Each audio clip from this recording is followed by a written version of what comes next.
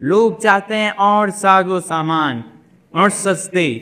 बिजली सस्ती हो, ज़्यादा हो तो सस्ती होगी, सस्ती होगी तो आप 10 स्वेटर है 100 स्वेटर रखेंगे, 4 जोड़ी जूते चाहिए 40 जोड़े रखेंगे। एक गाड़ी चाहिए हो अगर हो तो 4 गाड़ियाँ रख सकें। एक बंगला है 2 बंगला, फार्म हाउसेस, क्या क्या चाहिए, उन सब को पूरा करने के लिए सरकारी काम में लगता है। उन्हें कोई वो नहीं है कि वो कोई ना चाहे कब भी कहे। हम ये सोच सकते हैं कि विरोध हो रहा है, बीवी कर रहे हैं, विरोध करने वाले शायद मुट्ठी वर्ग हैं जो कह रहे हैं, जिन्हें समझ है कि हमें नहीं चाहिए, आप जंगलों को सुरक्षित रखिए, हमें ये सब नहीं चाहिए, बिजली नहीं चाहिए या उतनी नहीं चाहिए। बहुत कम लोगों के, नहीं तो वो नहीं करते। इससे दिखता है कि वो कम होंगे, इसलिए वो ज़्यादा का सोचते हैं।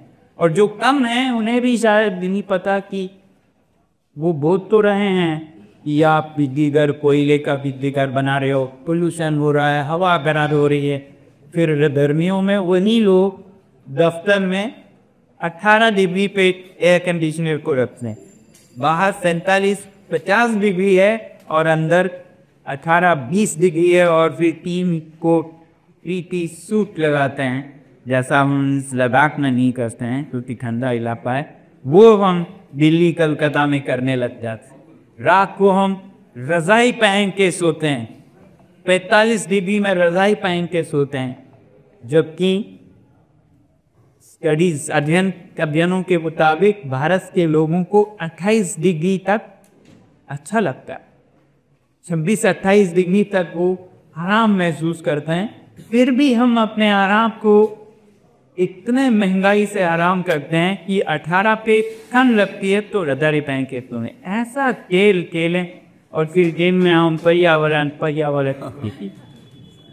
तो ये नहीं चलना। तो सरकारों को हम दोष न दें। सरकारें पे कहता आया हूँ, वो तो अलादीन के जीन की तरह, अलादीन की कहानी सुनिए ना, वो अलादीन के जीन की तरह जो आपसे कहेगा क्या हुक्म है मेरे यार का, और आप अगर चाहेंगे फ्लाईओवर बना दो और गाड़ियाँ बढ़ा दो, रोड्स को और चौड़ा करो, 10 रोड्स और लगाओ, और बिजली कम है और 10 बिजली घर लगाओ। वो कोयले के बिजली घर कहीं हिमाचल में, उत्तराखंड में आके पूरे वादियों को बांध लेगा और सारे पेड़ों को, पौधों को, कीड़ों मकोड़ों को डुबा देगा, गांव वालों को हटा देगा। लद्दाख में आके वो फिर चरवाहों को भगा देंगे। बिजली के दुनिया के सबसे बड़े प्रोजेक्ट 13,000 मेगावाट के लगा देंगे। इसके लिए लगाएंगे, अलादीन के लिए लगाएंगे, क्योंकि अलादीन ने मांगा है, जब उसने कहा क्या है मेरे यहाँ का, तो ये सब मांगा, मुझे बिजली चाहिए, उनके ये सामान चाहिए और सस्ती चाहिए, तो वो लग गया अपने काम है, आटा का रुकना है। वो तो हमेशा जो आप मांगोगे उस पे कहेगा जो हुक्म है दे आना, और लग जाएगा।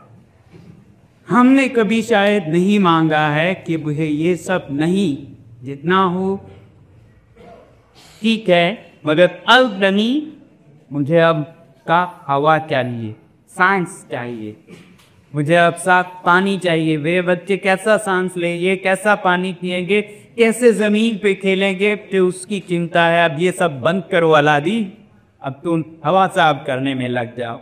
ये नहीं कहा है तो आप जैसे 5-6 ने कहा, 50,000, 5 लाख, 5 करोड़ ने नहीं कहा है, तो अलादीन उसकी नहीं सुनेगा, उनकी अलादीन सुनेगा आटा की, क्योंकि पूरी जनता है तो सरकार जनता की सुनती है। अगर वो नहीं कर रहे हैं, इसका मतलब है आवाज़ उतने बुलंद नहीं है, लोग इतने ज़्यादा नहीं हैं कि वो अपने नीतियाँ बदलें।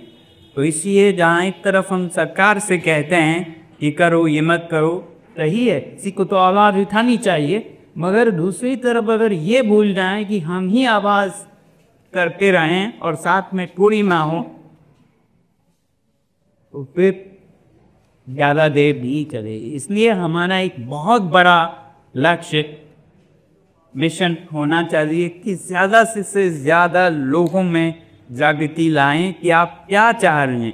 आपको नहीं पता है कि हवा कितनी ज़रूरी है, आपको सिर्फ जूतों की, गाड़ियों की, बंगलों की पड़ी है, सड़कों की पड़ी है, मगर हवा हम बेच कर जूते ले रहे हैं, पीने का पानी बेच कर हम बगले ले रहे हैं, क्योंकि ये मुफ्त में है इसलिए हमें नहीं पता चल रहा है। बहुत जल्द कैसे ना वो आटे दाल की कीमत पता चल जाती है, तो ये हवा पानी की कीमत ह्यूमैनिटी को बहुत जल्द पता लगने वाले हैं, मगर सब देर हो चुका होगा, तब हम ज़्यादा नहीं कर पाएंगे, क्योंकि इसका शुरुआत बहुत पहले से होना होता है। डेवलपमेंट, विकास को सही रास्ते पे ले जाना वक्त पे करना होगा।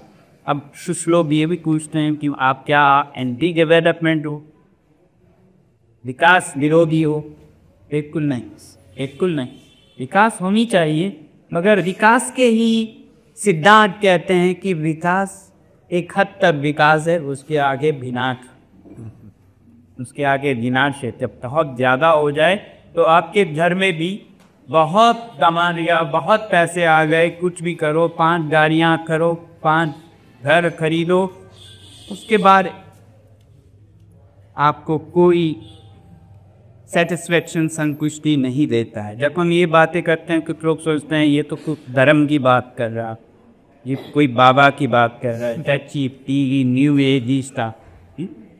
उन्हें बताता हूँ, नहीं, ये आपके ही अर्थशास्त्रियों ने कहा है, अध्ययन किया है, अगर उसको हम कन्वीनियंटली छुपा के रखते थे तो आप तो मैं बताऊँ, आप देखिएगा, एक ईस्टर्न बड़े इकोनॉमिस्ट थे, उन्होंने ईस्टर्न पैराडॉक्स दिया। वो इकोनॉमिस्ट थे, इसी विकासवादियों के, विकास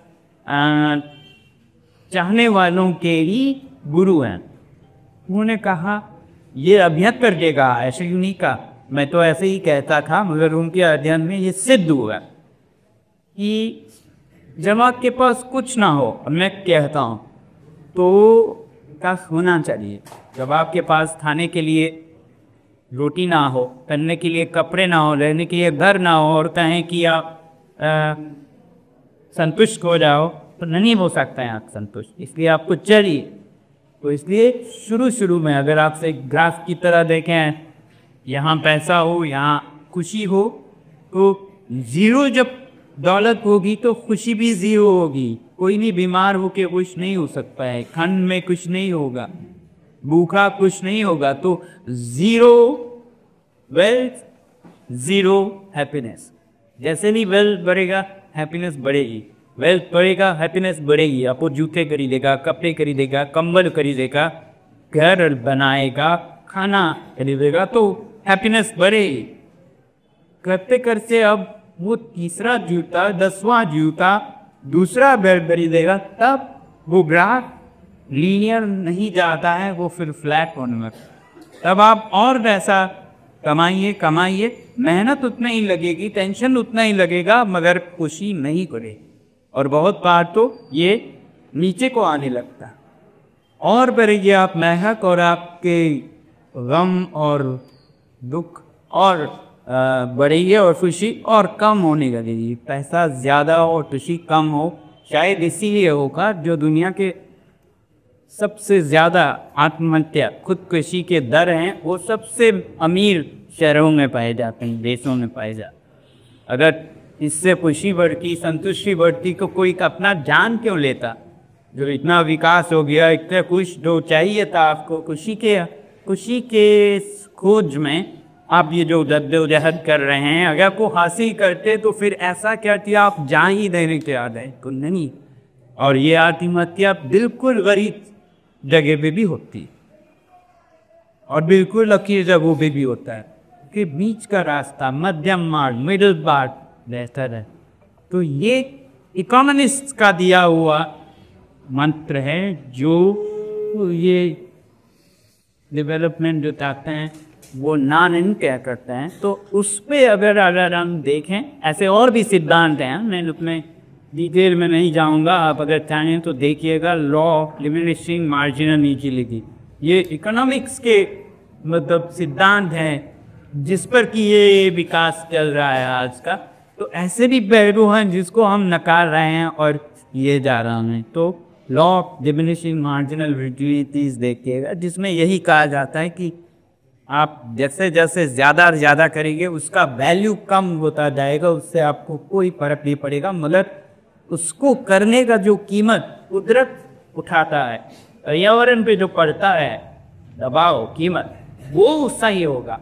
आप 50वां जूता लेंगे, वो आपको पहले जूते जैसा तो बिल्कुल सेटिस्फैक्शन नहीं देगा। पहला जूता आपको कांटों से कंकड़ के बचा रहा है, 50वां आपके पता भी नहीं चल रहा है, मगर 50वां बनाने में भी उतना ही नुकसान आप किए जा रहे हैं। तो ये सब समझने की ज़रूरत है। आपका बुद्धिजीवी शहर है, इसलिए मैं कह रहा था कि आप यहाँ से खुद समझ के न रहने 10-10 को कम से कम समझाएंगे और इनसे ये वादा लें कि वो 10-10 को समझाएं। ऐसे ही अगर हम हर एक लोगों को तर्क के साथ समझाएं तो हमें उस आग में से गुजरना नहीं पड़ेगा, पहले ही समझ जाएंगे। कि जो कहते हैं ना, आग लगने पे क्यों मुक्ति, इससे पहले ही समझ लूँ वो तो बेहतर है। उसके बाद तो सब समझेगी, उसके बाद सब समझेंगे जब लात पड़ेगी कुदरत की। तो हम शायद लातों के भूत नहीं हैं, सब बातों से ही क्यों ना समझ लेते ना, नहीं तो हम फिर वही साबित होंगे लातों के बाद। हम नहीं समझते, जब हमारे यहाँ जल्दी न लग जाए, जब हमारे बच्चे सांस के लिए न तड़पे, पानी के लिए न तड़पे, तब तक हम ये चाहिए वो चाहिए इस मर्द में मशगूल रहें। तो ये बातें कुछ आप लोगों को बांटते हुए आगे के लिए खबरदार, पीछे के लिए प्रक्रिया करें।